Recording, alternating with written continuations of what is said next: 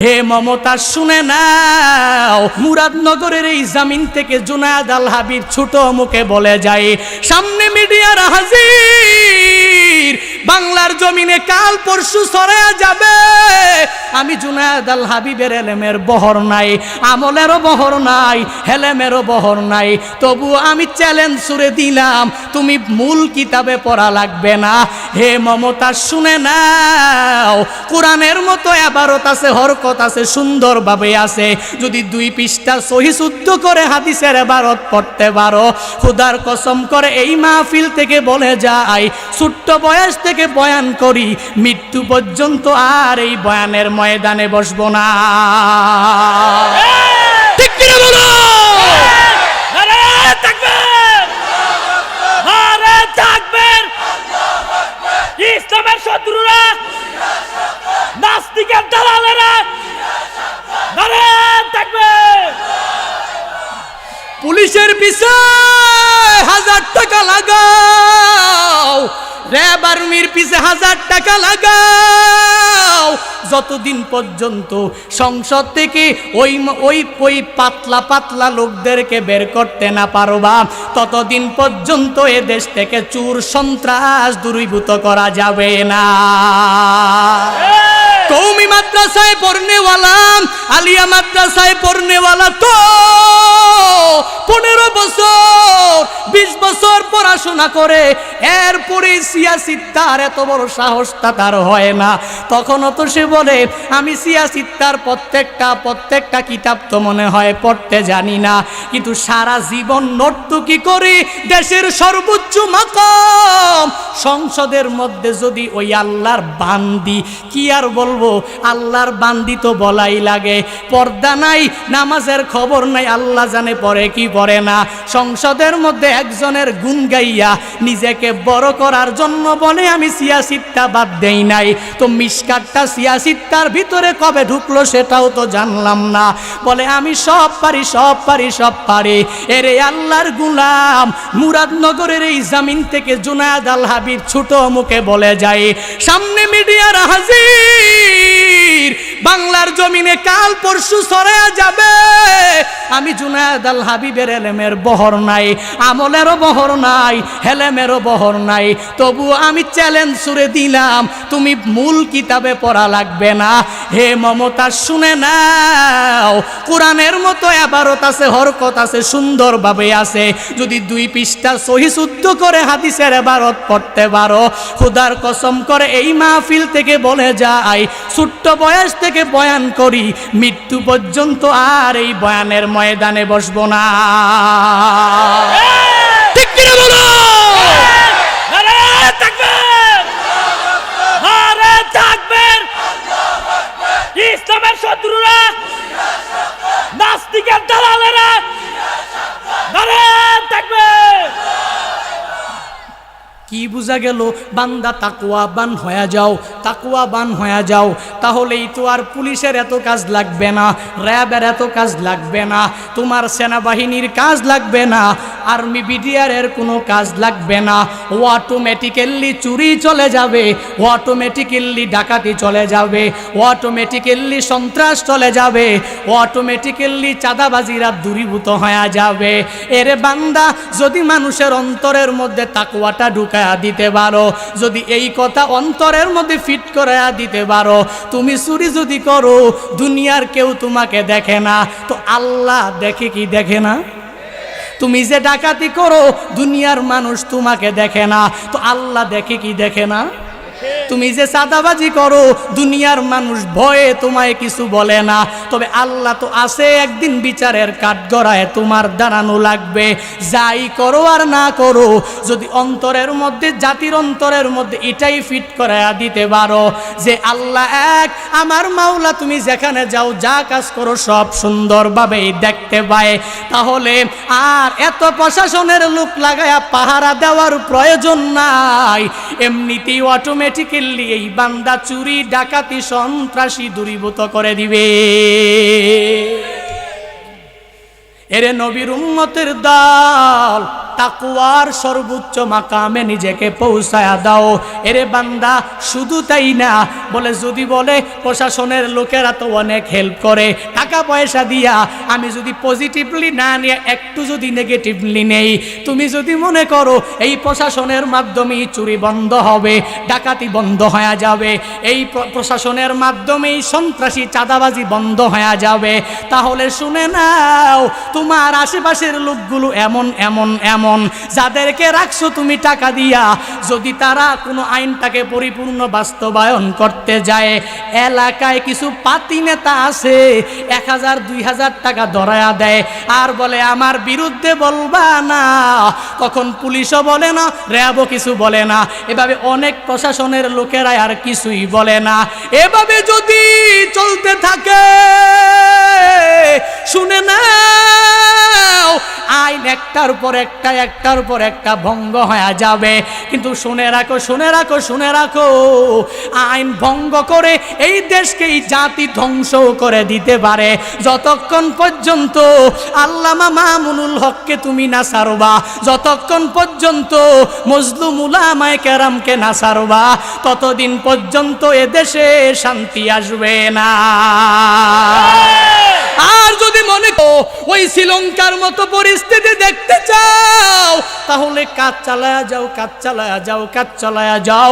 আল্লাহর ধরা বড় ধরা, ওই ধরা থেকে দুনিয়ার সেনাবাহিনীও বডিগার্ড বাঁচাইতে পারে না।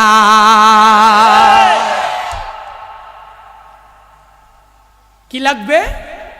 তাকওয়া। মানুষের অন্তরের মধ্যে তাকওয়াটা ফিট করে দাও, তো অটোমেটিক্যালি মানুষ ভালো হয়ে যাবে। তো তাকওয়া কেমনে ঢুকাবা? মাহফিল বন্ধ করার মাধ্যমে না চালু রাখার মাধ্যমে? উলামায়ে কেরামকে জেলখানায় আবদ্ধ করার মাধ্যমে নাকি তাদেরকে মুক্ত বাতাসে ছেড়ে দেওয়ার মাধ্যমে? মুক্ত বাতাসে ছেড়ে দাও, দেখবি এই জাতিকে পরিবর্তন করার জন্য এরাই যথেষ্ট হয়ে যাবে। এই লোকেরা সামনে পড়ে আছে 5000 10,000 টাকা, কিন্তু ওই যে ইলমুদ্দিনের মজলিসে গিয়ে বসেছে, মুজমায় বসে বসে বসে আমলকে এমন পাক্কা করেছে, 10,000 টাকা পড়ে আছে, ভয়ে ধরে না, কারণ দুনিয়ার কেউ দেখে না, দেখে কে? আরো জোরে বলেন, আল্লাহ।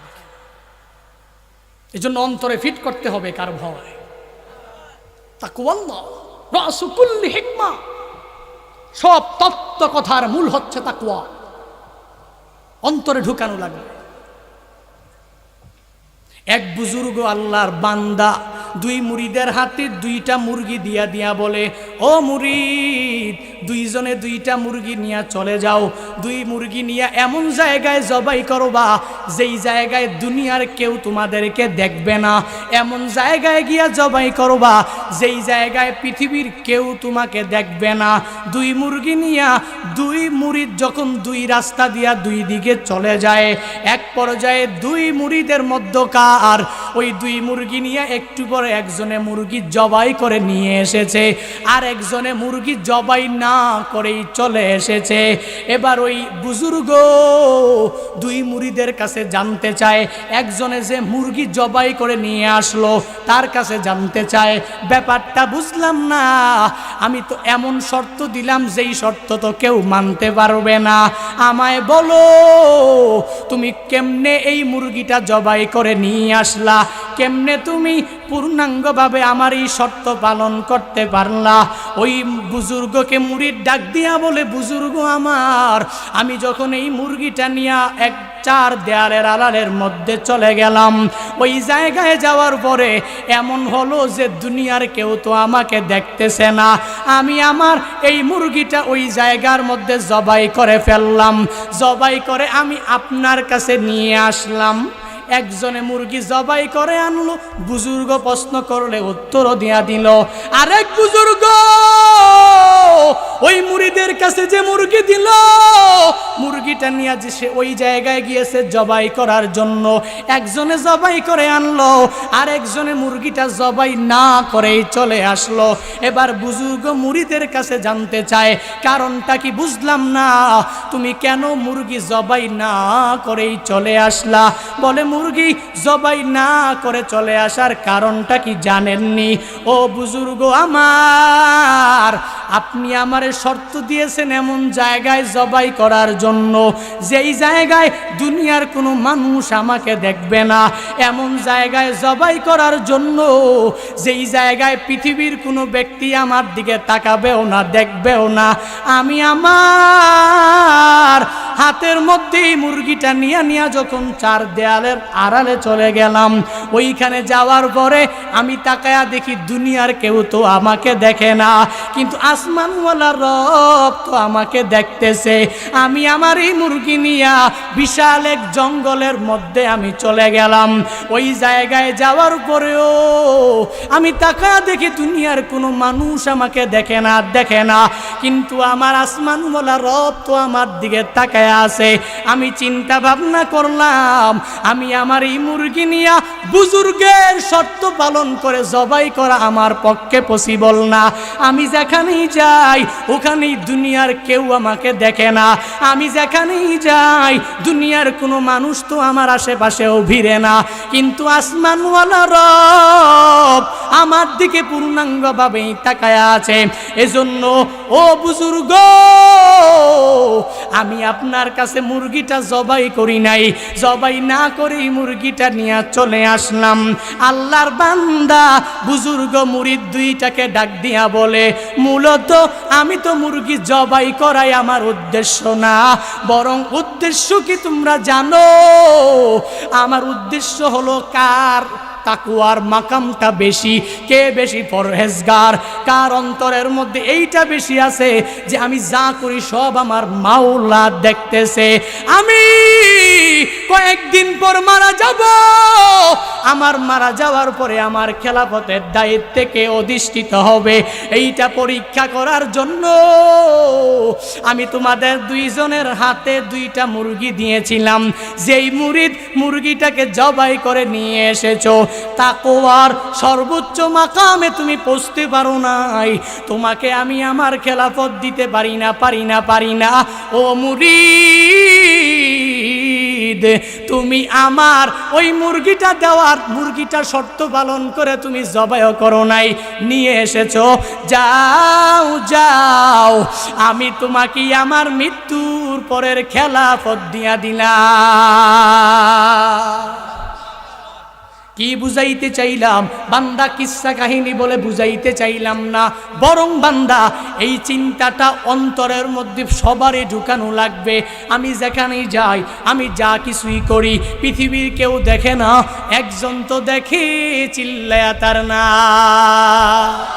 আমি যেখানেই যাই, আমি যা কিছু করি সব আমার মাওলা তো দেখতে পায়। আল্লাহ বলেন আল্লাহকে ভয় করো, তাহলেই তো এমনিতেই গুনাহ মুক্ত জিন্দেগি হয়ে যাবে। আল্লাহ বলেন আল্লাহকে ভয় করো, গুনাহ মুক্ত জিন্দেগি গঠন হয়ে যাবে। শুধু তাই না, আল্লাহকে ভয় করলে আল্লাহ কি প্রতিদান দিয়া দিবে, যথাযথভাবে ভয় করলে আল্লাহ কি প্রতিদান দিয়া দিবে, যথাযথ ভয় করলে আল্লাহ প্রতিদান দিবে। সূরাতুত তালাকের 2 নম্বর 3 নম্বর আয়াতে আল্লাহ জানায়া দেয়। 1 নম্বর 2 নম্বর আয়াতে আল্লাহ বলেন ওয়া মাইয়াত্তাকিল্লাহ ইয়াজআল লাহু মাখরাজা। আল্লাহ বলেন যেই বান্দা তাকওয়াবান হয়ে যাবে, যেই বান্দা আমি মাওলার ভয় অন্তরের মধ্যে নিয়ে চলাফেরা করবে, ওই বান্দা যদি গুনাহ থেকে বাঁচতে চায় তাহলে আমি আল্লাহ বান্দাকে গুনাহ থেকে বাঁচার পথ বের করে দিব। এই বান্দা গুনাহের জন্য আশেপাশের বন্ধু বান্ধবেরা ডাকে, বন্ধু বান্ধবেরা নামাজ থেকে দূরে সরাতে চায়, আশেপাশের অনেক ক্লোজ রিলেটিভসরা নামাজ রোজা নেক আমল থেকে দূরে রাখতে চায়, কিন্তু এই আল্লাহর গোলাম চিন্তা করে মালিকের দরবারে একদিন তো হিসাব দেওয়া লাগবে। মালিকের ভয় নিয়ে চলাফেরা করে, মালিকের তাকওয়া নিয়ে চলাফেরা করে, মালিকের আযাবের ভয় অন্তরের মধ্যে ঢুকাইয়া চলাফেরা করে। এই আল্লাহর বান্দা যখন তাকওয়া নিয়ে চলাফেরা করে, আল্লাহ বলেন রে গোলাম তাকওয়া নিয়া যখন তুই পূর্ণাঙ্গভাবে চলবি তো আমি আল্লাহ তোকে পরিপূর্ণ প্রতিদান কি দিব জানো সূরাতুত তালাকের 2 নম্বর আয়াতের মাধ্যমে তাকওয়া বান্দার প্রতিদান আল্লাহ ঘোষণা করে। বান্দা তোর গুনাহ করতে মন চায় না, কিন্তু কিছু কিছু মানুষ গুনাহের দিকে তোকে জড়াতে চায়। তুই যদি তাকওয়া নিয়ে চলতে পারো আমি আল্লাহ তাকওয়া নিয়ে চলার কারণে পথ বের করে দিব। ইউসুফ আলাইহিস সালাম এমন কোন বান্দা নাই যে জানে না জুলাইখা ইউসুফ নবীকে 7টা দরওয়াজা তালা মারিয়া যখন জেনার প্রস্তাব দিয়া দিল, জেনা করাই লাগবে। আর ইউসুফ নবী তো জেনা করবে না, কারণ কি ইউসুফ নবীর অন্তরে ভয় আছে কার? ইউসুফ নবী তো জেনা করবে না, ইউসুফ নবী জেনার প্রস্তাবে রাজিও হবে না। জুলাইখা 7টা দরওয়াজা লাগায়া দিল, 7টা দরওয়াজা অনেক মজবুতি দরওয়াজা, তালা লাগায়া দিল। ইউসুফ নবীর পক্ষে তো খোলা সম্ভব ছিল না, চাবিও নাই, খুলতেও পারবে না। ইউসুফ নবী তো আল্লাহর দরবারে ডাক দিয়া বলে, হে মালিক, ও আল্লাহ, জুলাইখা যে আমাকে জানার প্রস্তাব দেয়, আল্লাহ তো জানে, পূর্ণাঙ্গভাবেই তো জানে। আর আল্লাহকে যেই বান্দাই তো ভয় করবে, প্রতিদান হিসাবে আল্লাহ গুনাহ থেকে বের হওয়ার পথ বের করে দিবে। ইউসুফ নবী আল্লাহর উপরে ভরসা করে দৌড় দেয়, 7টা দরওয়াজা মজবুতি দরওয়াজা খুলে যায়, তালাগুলো খুলে যায়। কেননা আল্লাহ তো বলে ওয়া মাইয়াত্তাকিল্লাহ ইয়াজআল লাহু মাখরাজা। আল্লাহকে যদি পূর্ণাঙ্গ ভয় করার মতো ভয় করতে পারো তাহলে কি ফায়দা হবে? আল্লাহ তোমার জন্য পথ বের করে দিবে। শুধু তাই না, কেমন পথ বের করে দিবে জানো? ছোট্ট একটি ঘটনা। ফকিহ আবুল্লাহ সমরকন্দি রহমাতুল্লাহ আলাইহি তার জগদ্বিখ্যাত গ্রন্থ তামবিহুল গাফিলিনের মধ্যে ঘটনা এনেছেন। বনি ইসরাইলের এক আল্লাহর গোলাম, এই আল্লাহর বান্দা টুকরি বিক্রি করে কোন রকম তার জিন্দেগিটা চালায়, টুকরি বিক্রি করে কোন রকম জীবিকা নির্বাহ করে। এই টুকরি বিক্রেতা টুকরি বিক্রি করার জন্য একদিন যখন বাদশার বাড়ির পাশ দিয়া হেঁটে যায়, বাদশার বাড়ির পাশ দিয়া যখন হেঁটে যায় তখন ওই বাদশার রানী যে আছে, রানী মার একদম দাসী আছে, ওই দাসী ওই টুকরি বিক্রেতাকে দেখতে পায়। টুকরি বিক্রেতাকে দেখার পরে ওই টুকরি বিক্রেতা এত সুন্দর নিজেকে আর ধরে রাখতে পারে নাই। দাসী দৌড়াইয়া রানীর কাছে গিয়া জানায়া দেয়, ও রানীমা, আমি একটা টুকরি বিক্রেতা দেখেছি পাশ দিয়া হেঁটে যায়, চেহারা এত সুন্দর, আমি এত সুন্দর চেহারার মানুষ আর পৃথিবীতে দেখি নাই। ওই রানীমা বলে, তুমি যাও ওই লোকটাকে খবর দিয়া তুমি আমার কাছে নিয়ে আসো। দাসী রানীমার কথা তো পূর্ণাঙ্গ শোনাই লাগবে।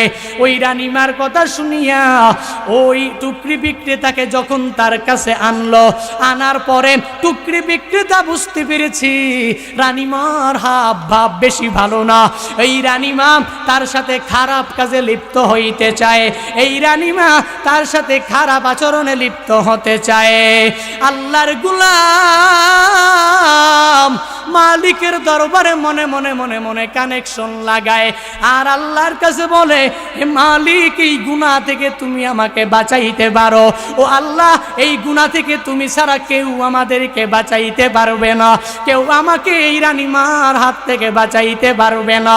মনে একটা বুদ্ধি চলে আসলো।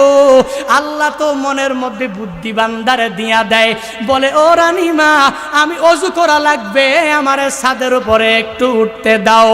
ওই ছাদের উপরে উঠি আমি অজু করব, অজু বানায় আবার তোমার কাছে চলে আসব।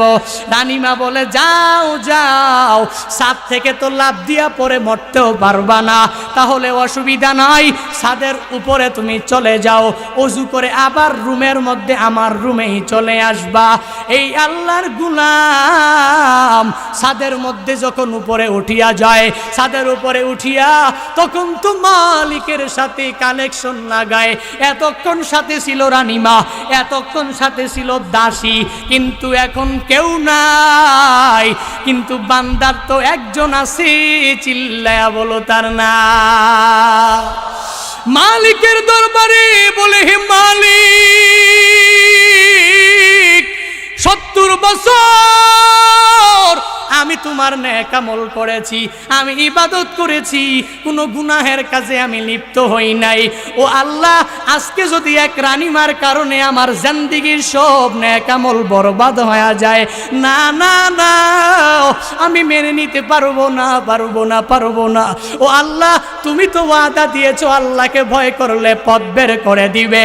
এরে নবীর আশিক, আল্লাহ তাআলা তো এই বান্দার কার্যকলাপ দেখিয়া আল্লাহ বলেন, এরে জিবরাইল, যাও যাও, তোমার তো 600 ডানা আছে, এই ডানা গিয়া ওই ছাদের উপর থেকে মাটি পর্যন্ত বিছায়া দাও, আমার এই বান্দার যাতে কোনো রকম ভাবে গুনাহে লিপ্ত হতে না হয়। যাও জিবরাইল, মালিকের আদেশ মানিয়া মানিয়া মানিয়া মানিয়া এক পর্যায়ে জিবরাইল আসিয়া যখন 600 ডানা বিছায়া দেয়, এই বান্দা ছাদের উপর থেকে জিবরাইলের 600 ডানা দিয়া নিচে নেমে যায়, গুনাহ থেকেও এই বান্দা বেঁচে যায়।